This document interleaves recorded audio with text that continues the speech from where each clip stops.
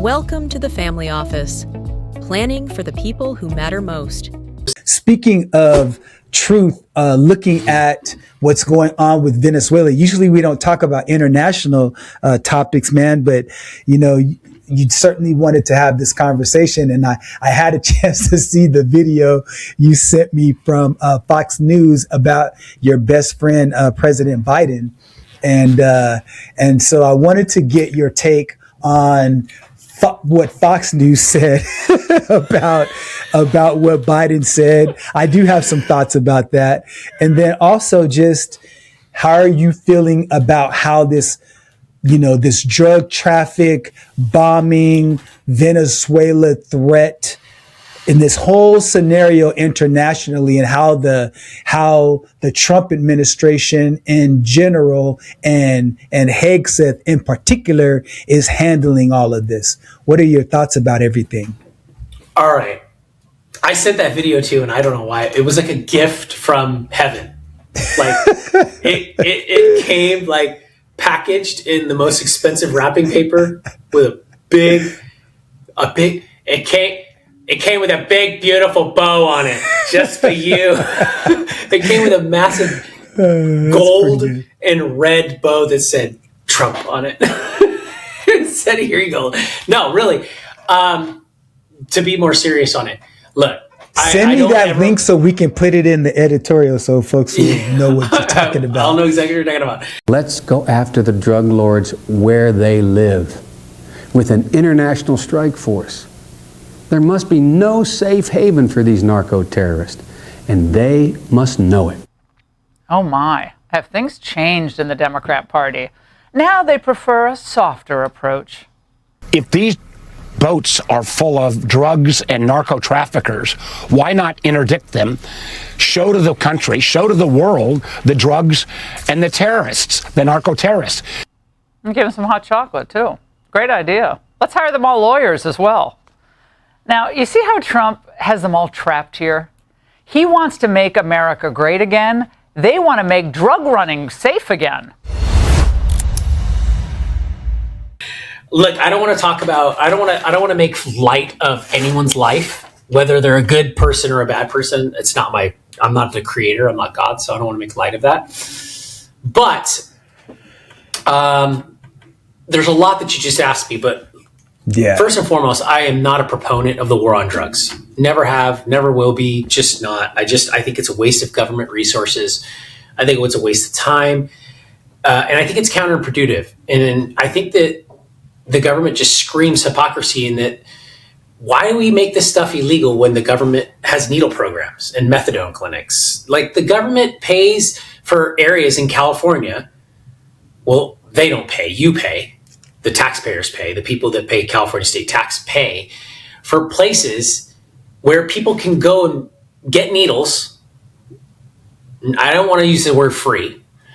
Needles paid for and subsidized by you that don't live in those areas in California so that you can go shoot dope for free. Not free. On consignment, whatever. I don't even know the right word, Len. Help me out here. You're a linguistic more than I am. What word is that called? What is it? There's got to be a word for that. I mean, it has to have been described in the human language by now, where the government is literally paying people to go shoot up and do drugs. Mm-hmm. So then, by the other hand of it, this hand over here is saying, here, have all the drugs you want, right? And then on this other hand, it's going, let me beat the living crap out of anybody who's trying to bring drugs into this country because only we're allowed to. Which then further goes to the fact that the FDA sleeps under the same sheets next to the government. So the government is the only drug dealer allowed. Only the government can be a drug dealer. That's the war on drugs. That's how I feel about it. From my perspective, the government just doesn't want anyone else to deal drugs except for them. That's it. Okay. They're the only ones allowed to deal the drugs. What are your thoughts about just the whole bombing and all of those of supposed drug vessels? Yeah. So I had to throw that out there. Now, whether or not they're drug vessels, I'm going to believe they are. Because, I mean, this is kind of almost like what is Trump and Hegseth, the 15-year or 10-year-old kid with the magnifying glass burning ants just for the hell of it? Like, we're just going to shoot rockets up in the air, blow the shit out of boats in the water because we think there's drug people there? Yes, there probably are. There probably are people smuggling drugs. Do I think it's a show of... You know what it reminds me of? Something out of a Harrison Ford movie from the 90s, like Clear and Present Danger or something like that, right? Like, do I think this has been done before? Do I think it was sensational? Yes. Look, at the beginning of the year when Trump first got in office, this was like advertised. It was awesome. People enjoyed it. It was great. Right now, people are like, going, wait a minute, we're really bombing the crap out of boats for real. Yes. I don't think anybody... I think anybody who's opposed to it would not be opposed to it if their daughter died of an OD. Because that changes someone's perception of the bomb hitting the boat, right? Because I don't want those drugs to come here. What I have an issue is that I think it's more for sensationalism. And I think it also has to do with the fact that it's a show of force of going, hey, look, Maduro, this could be coming to a neighborhood near you very soon if you don't cooperate, right? Like, this is kind of a show of like, hey, we're going to pester you. But that lady, I can't remember her name. You probably know her name. I don't know why. She just won the Peace Prize, Nobel Peace Prize. They just airlifted her out. Like, right? She just like, it was like a whole covert operation. They got her, where's she at? Like the Netherlands right now or something, right? It was Netherlands, I think. Yeah. So they flew her out, and she's like, she was on a 10-year like surveillance program or something like that. Here's the thing that scares me the most. And this is what scares me so much about anything, right? Mm-hmm. She's sitting there and she's talking, right? She's giving the interview. And she goes, well, yeah, if I go back, I know I could be subject to arrest under that government. Maria Corina Machado, yeah. Machado, thanks. Mm-hmm. Do you hear that, right, Len? Mm-hmm. Under that government, I could be arrested. Mm-hmm. See, that's the thing that scares me the most because who is the government? And what right do they have to surveil her? Mm-hmm. Because she opposes Maduro? Right. The country's in shambles. That country's a desolate wasteland when it's one of the wealthiest countries in the world because there's a communist, socialist, dictator, whatever you want to call him. Mm-hmm. Like when everybody says Trump's a fascist, they should just say, you don't know who Nicolas Maduro is? Right. Excuse me, you don't know what fascism is. Mm-hmm. You have no idea what fascism is. So I think that the war on drugs is baloney. And I think that Maduro needs to be removed. I know we don't talk about, international things, but I think that what Trump is doing with the whole war on the drugs thing, end it now. But I don't disagree with it because I don't. They should do it. It's national security at this point. It will be an issue for everyone who doesn't like the boat strikes. It'll be an issue for them until a dirty bomb comes in on one of them. Mm-hmm. Or a nuclear bomb. Because that's what's next. That's what's next. Or a boat comes in and hits shore and there's 2,500 attack drones in it and they all get launched in Houston and blow up the freaking half the city. Because that's what's coming next. Okay, I think that's what's coming next. You don't think our adversaries will use that as a channel to get to us? 100% they will.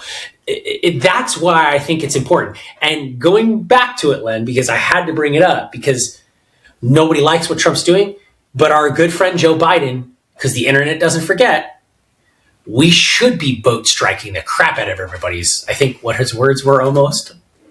Yes. And at that point, this is a very good way for me to chime in because one of the things you said in our conversation today is, hey, words are great, but it's the actions that really matter. Yes, it is. And he did use those words, but he didn't bomb the crap out of what is it, 3 vessels now? Like, but he didn't have the authority to, that's why. If he had it. But okay, he had the capacity to actually do it. And if you look at him at his picture, how? He was a senator at the time, right? Or he doesn't have I was going to say, if you look at his picture, he was definitely not the president when he said that. So no, for sure. It was like 30 years ago, 20 years ago, probably 20 years ago. he's been known as a person historically to pop off at the mouth. He's that guy. Now, I'm not excusing. What makes him different from Trump? Pops off too. Okay, the difference is that when he popped off and said that he was a senator, it's a big difference. That is a big difference. Trump is the president. And the other thing is that Trump's words, again, they have an impact on what people do. And he understands that. And so, the video that you sent me from Fox News bringing up receipts from 20 years ago is so disingenuous. Man, it's so disingenuous. It's laughable, bro. Now, I definitely want to put that up here, when we go through the editing phase and all that stuff, so people can see how preposterous their argument is, senator versus president. And then you have other Democrats that say, yeah, we should bomb them. I agree that the whole premise behind blowing up a vessel in international waters is wrong, regardless of the side of the political aisle that says it. But they actually did it. They actually blew people up. And when they had a near miss one time and they didn't finish the job, they dropped another bomb on them. It's just so. Let me ask you this. Ridiculous how that happened. Let me ask you this. Is it then Trump's way of toying with Maduro to get him to declare some type of conflict? Wow. So killing somebody else as a strategic ploy, that is even more problematic. Okay. Even more problematic. Have worse things been done in the history of the history of the world, right? That doesn't make it right, though. That doesn't make it right. I'm not saying it makes it right. I'm not saying it makes it right at all, but I'm just saying, is that his way, by means of self-defense? He's doing this to go, hey, bro, like, what are you going to do? But there's so many other ways that he could go about it and sell it. For example, you can use what happened with Venezuela as it relates to the history of dictatorship and say, look, we need to have democracy there. I disagree with that premise, but that's been done many, many times over. Most wars are saying, hey, we're coming in to bring freedom to the people, and people buy a hook, line, and sinker because they don't read, they don't know. And so they just believe what they're being told. The other thing is Venezuela experienced probably one of the worst sets of hyperinflation in recent history. So you could say, look, we're going in to provide. Why hyperinflation? I mean, because of failed policies, because of bad, a poorly run country, all of those things. But that happened under Hugo Chavez. And so Maduro came in after him. So that was already in process. And so when you had the devaluation of their currency, that very thing could happen here, by the way. The only thing that's really stopping it is the fact that the fiat dollar is the global currency. I mean, we're on that freight train right now. So we got to be very careful about speaking ill of them, because it can very well happen here. Do I think it'll happen? Not necessarily, but could it happen? Absolutely. History has shown us that. So to answer your question, there are many reasons that the United States could use as the facade of going in there. To me, I don't think that it's our business to worry about the dealings of what's going on in Venezuela. And then the final point that I'll make is, you talked before about the fact that, okay, boats could come here and, bring nuclear weaponry and stuff like that. Well, that's one of the reasons why we have the Coast Guard. And that's one of the reasons why, if there's any issues, we have different submarines and cargo. We have a naval fleet that the world has never seen before that can easily be deployed. Trust me, the people who understand military and strategy know very clearly that we have the world's most destructive arsenal traveling in the waters, lurking beneath. Nobody's dumb enough to try to have anything come. And you don't need a drone strike to stop that. They've got stuff in the waters that's way more powerful than a drone dropping a little bomb on one of those ships coming here. There's so many other ways for people to be hurt that those drone strikes are absolutely unnecessary. Well, we have definitely built a muscle and exercising drone strikes and understanding how to use drones, because we had a lot of gym time under the Obama administration. Oh, that's good. That's good, Chris. So that's I take it you were not a fan of Obama's drone strikes. No, not at all. Not at all. I mean, when you have innocent families that were killed, and that happens way too many times. I'm not in favor of this idea of collateral damage. I am less in favor of intentional killings. And so I think when you looked at Obama, there was a lot of collateral damage, and I'm not for that. And when you look at Trump, in this particular case, it was intentional. I'm even less for that. So for sure. Yeah, I appreciate that. Absolutely. Len, as always, phenomenal conversation. And again, we'll see how things wrap up here for the rest of the year. And how things go. And again, like, subscribe if you like the content. We'd love to hear from you as well. Len, any last final thoughts before we close out? Just continue to be open to what truth actually is. Don't live in echo chambers. So with that being said, take care, everybody. Till next time. Conversation has given you clarity on your next steps. Please share this episode with someone who's walking the same path. Don't forget to like and subscribe so you won't miss future episodes. And remember, planning ahead isn't just prudent, it's an act of care. Thanks for joining us, and we'll see you next time on The Family Office.